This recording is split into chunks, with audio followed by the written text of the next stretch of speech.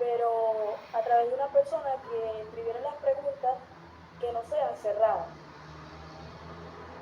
ya que siempre se tenía que hacer este mecanismo para que las personas pudieran elegir si querían una nueva constitución o no. Eso es lo que yo pude investigar sobre el plebiscito, profe. Ajá.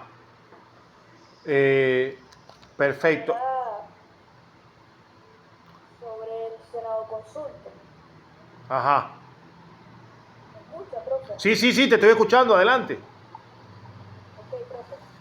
En el Senado consulto, dado la época del Imperio Romano, ya que en aquel tiempo las leyes se tomaron en base a votaciones. ¿Me escucha, profe? Sí, sí, te estoy escuchando, te estoy escuchando. De decisiones del pueblo romano. Y al haber crecido tanto, se le hizo como especie de o sea, para reducir todo ese pueblo, ya que había crecido tanto, hicieron una consulta con el senador, por decisión del emperador, que a ellos se les dio poder para presentar el juriconsulto, creo que se dice así, juriconsulto. Ajá. Gallón Gallo, sí, gallo. definió, Gallo, ok, Ajá. definió que esta fuente de derecho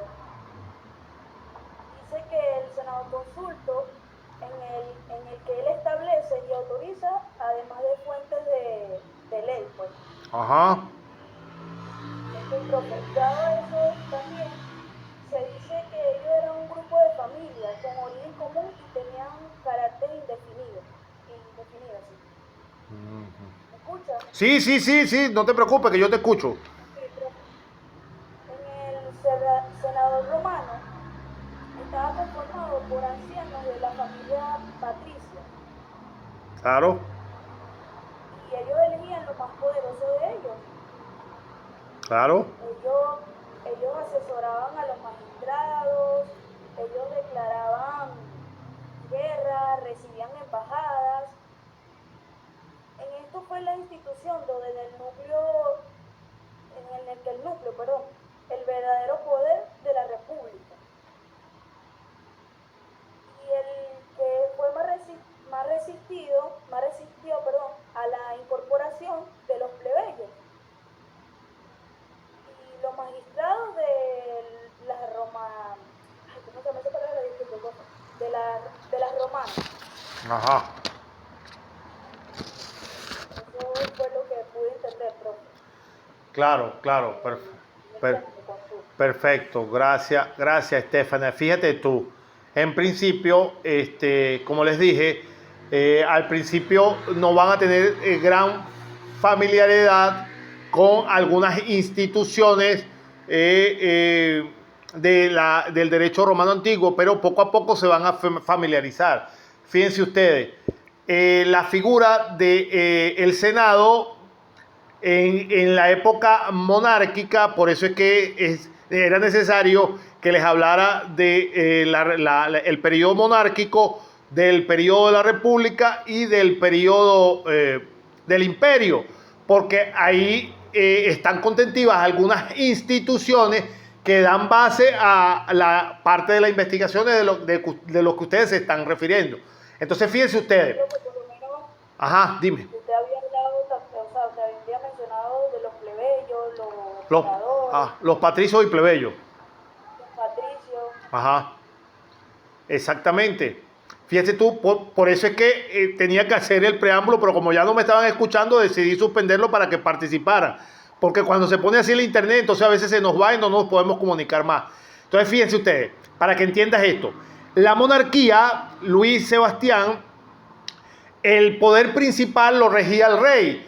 El Senado ya existía, pero el Senado solo en la época monárquica era un organismo asesor en Roma. El Senado existía. Y el Senado estaba conformado única y exclusivamente por los plebeyos. Única y exclusivamente por los plebeyos, la gente poderosa de Roma. Una vez que pasamos a la República,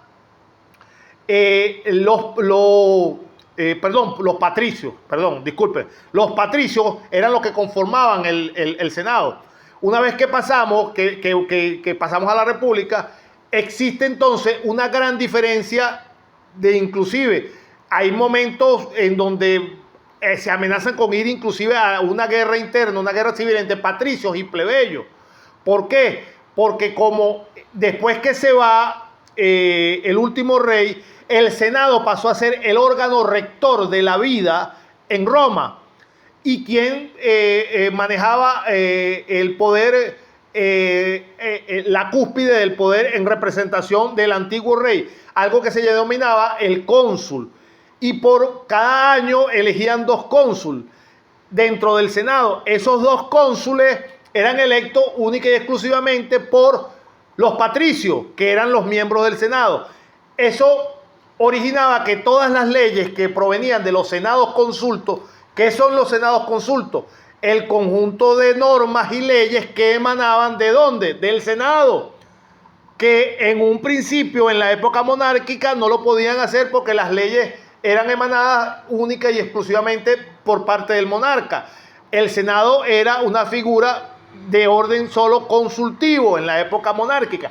En la época republicana ya no había rey. El Senado asume la cabeza, la jefatura principal del gobierno de Roma, y la representación ejecutiva mandante era constituida por 2 senadores que eran electos por año como cónsules. Esa realidad produjo muchas cismas y muchos problemas internos entre patricios y plebeyos. Por eso es que para tratar, como vamos a ir conociendo a lo largo de nuestra materia. Los romanos, para cada problema, Sebastián, Luis y Stephanie, para cada problema que se les presentaba, los romanos iban creando instituciones que nos las legaron hoy en día para ir regulando qué cosa, esos problemas que se les presentaban a diario, esos conflictos. Entonces, para regular los problemas de verdad que se suscitaron entre patricios y plebeyos, se creó ¿qué cosa? Se creó, por supuesto, la denominada Asamblea de la Plebe, que tenía un máximo representante. Era un conjunto de plebeyos que se reunían entonces ya en sesión, similar a las sesiones que organizaba el Senado, y tenían un máximo representante que era denominado ¿cómo? ¿Cómo se denominaba esa figura? Se denominaba el tribuno de la plebe. El tribuno de la plebe, dentro de sus múltiples facultades que tenía en la antigua Roma, tenía poder de veto. ¿Poder de veto de qué? Insisto, le dieron ese poder para que pudiera regular los conflictos que había entre patricios y plebeyos, porque generalmente todas las leyes que emanaban de los senados consultos eran nada más que favorecían ¿a quiénes? A los patricios. Y entonces los plebeyos estaban siempre en indefensión en cuanto a ¿qué? En cuanto a la formulación de leyes, a la adquisición de derechos, a la regulación de los conflictos. Por eso es que se crea esta asamblea de plebe, lo que se conoce como la asamblea de la plebe, que en ese momento son los que comienzan en reunión a formular los denominados plebiscitos, que serían en equiparación a los senados consultos. En un principio, los plebiscitos eran solo de fiel cumplimiento para los plebeyos.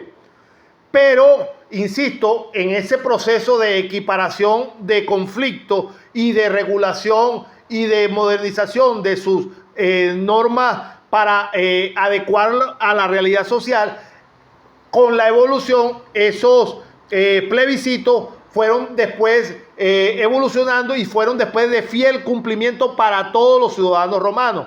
Insisto, ¿por qué? Porque la asamblea de la plebe comenzó a tener mucho mayor peso para equilibrar las balanzas.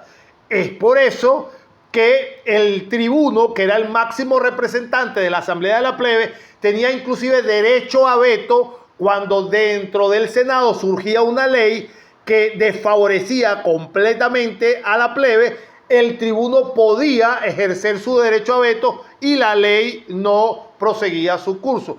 Es más o menos parecido, aunque eso fueron figuras que la adaptaron de la antigua Grecia, es más o menos la figura que conocemos en el mundo occidental, ahora ya no en este caso, de los congresos. Por lo menos en Estados Unidos todavía sigue la representación de los congresos bicamerales, Senado y el Senado y la Cámara de Diputados. Antiguamente nosotros la teníamos, pero después de la reforma del año 99 pasamos a esta modalidad de unicameralidad, que solo es una asamblea legislativa compuesta por diputados, pero en la mayoría de los países occidentales existe la doble cámara, Senado y diputados, para juego de contrapeso y regulación. No es la misma figura que estamos hablando, pero más o menos esa fue la idea de crear la Asamblea de la Plebe para tratar de equilibrar las cargas entre las decisiones del Senado y las decisiones que perjudicaban a la plebe. Por eso es que se conoce los famosos plebiscitos, que fueron normas para regular la convivencia de los ciudadanos de la plebe y que después, con la evolución, se extendieron para fiel cumplimiento de todo el derecho romano. ¿Me escuchaste, Stephanie, o se cayó la comunicación? ¿Se escuchó, Sebastián? Sí, se escuchó la comunicación. Esa es más o menos la evolución y el porqué de los senados consultos y del plebiscito. Ajá. El derecho romano, eso no aplica en todos los países, ¿no? Fíjate tú, la base del derecho de todo el mundo occidental, te puedo hablar de muy buena parte de Europa y de toda Iberoamérica, casi toda proviene y emana del derecho romano. De hecho, si tú agarras el Código Civil nuestro y el Código Civil de muchos países de Latinoamérica, casi todas las figuras que aparecen, servidumbre, o sea, muchas de las figuras que vamos a ver posteriormente, el fideicomiso, la fiducia, me explico, están establecidas dentro del derecho civil actualmente que conocemos y que tenemos nosotros. No solo nosotros, sino casi en toda Iberoamérica es muy parecido el derecho civil al derecho civil romano. La influencia de todo el derecho romano marcado dentro del mundo occidental es muy evidente. Es tanto así que por eso es que todavía hoy en día cursamos la materia de derecho romano para iniciarnos dentro de las bases sólidas del conocimiento del derecho y de dónde surgieron las instituciones y cómo fueron evolucionando. Porque indudablemente nuestro derecho tiene marcada influencia y provino de la evolución de lo que se conoció como el derecho romano. Adelante, Sebastián, la parte que te correspondió a ti. A mí me tocó hablar sobre las constituciones imperiales. Ajá. Las constituciones imperiales fueron las decisiones y órdenes que emanaba el emperador. Por consecuencia, todo lo que decide por un rescripto, juzgaba como un decreto y ordenaba como un edicto. Eso tenía fuerza de ley. Las constituciones imperiales tuvieron 4 clasificaciones importantes, las cuales fueron los edictos, los decretos, los rescriptos y los mandatos. Los edictos iban dirigidas a toda o parte de la población y derivaban el derecho de ordenar del emperador. Los decretos iba de las decisiones de las controversias jurídicas que presentaban los emperadores en esta época. Los rescriptos eran las respuestas que otorgaban los emperadores sobre cuestiones de derecho y los mandatos eran las instrucciones que iban impartidas a los gobernadores de la provincia en esa época. Los emperadores, tanto como los emperadores como los magistrados, no redactaban no solamente ellos redactaban las constituciones imperiales, sino que ellos se reunían con jurisconsultos que tuvieran sus mismos ideales y tuvieran sus mismos pensamientos para poder redactar las constituciones imperiales. Y no solamente contaban con eso, sino que también contaban con un consejo que podía presidir ante que ellos estuvieran en una ausencia.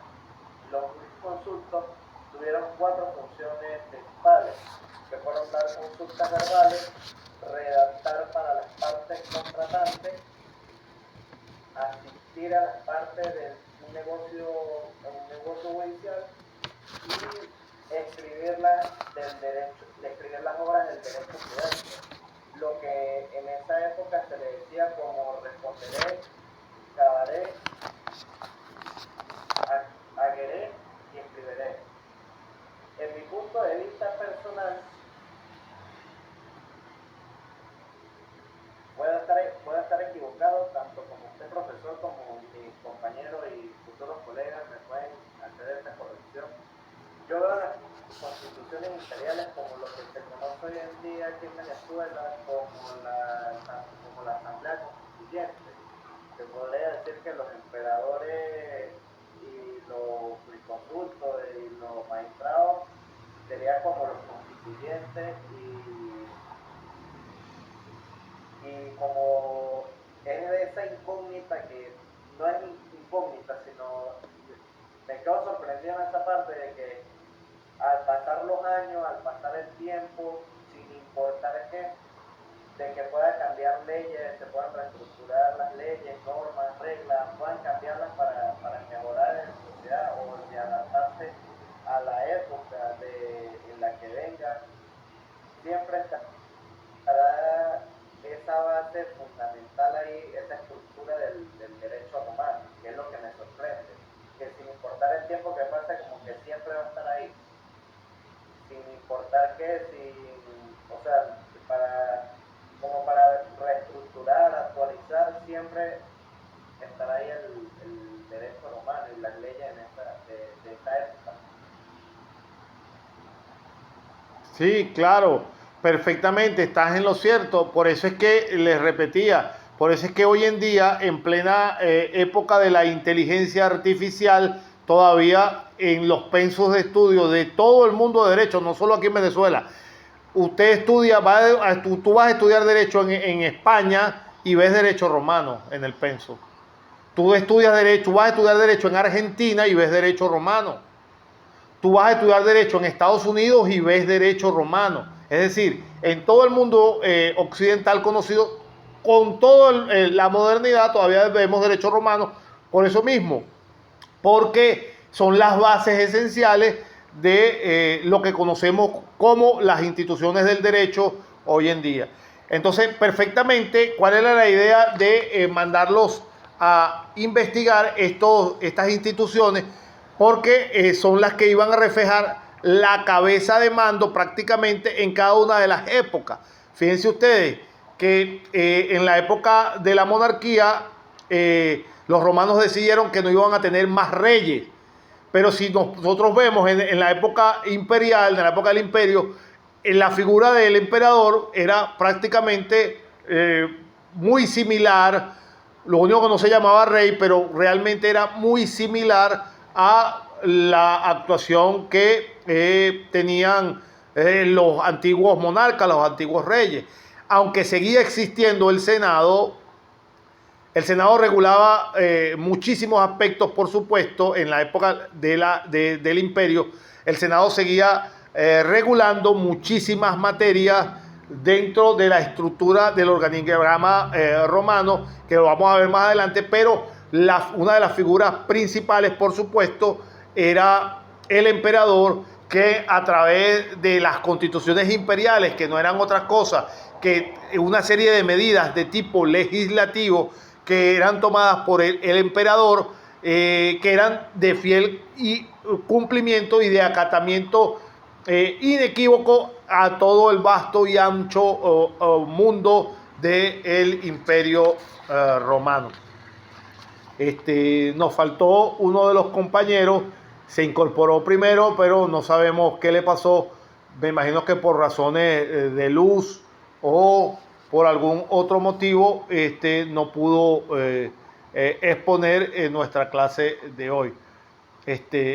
No siendo así, gracias por la participación, Stephanie, Luis y Sebastián. Por el día de hoy vamos a dejar nuestra clase hasta aquí. con el compromiso primero de evaluar las asignaciones que tienen en el portal, me comprometo a hacerla, y segundo, para el fin de semana tendrán el respaldo de todo el material de apoyo que hemos visto hasta ahora, para que lo vuelvan a consultar y para que refresquen un poco más los planteamientos. Reitero lo dicho nuevamente. Dime, Stephanie. Stephanie, ¿me dijiste algo? ¿No escuchas? ¿No escuchas, Stephanie? Muchas gracias, profesor. Ok.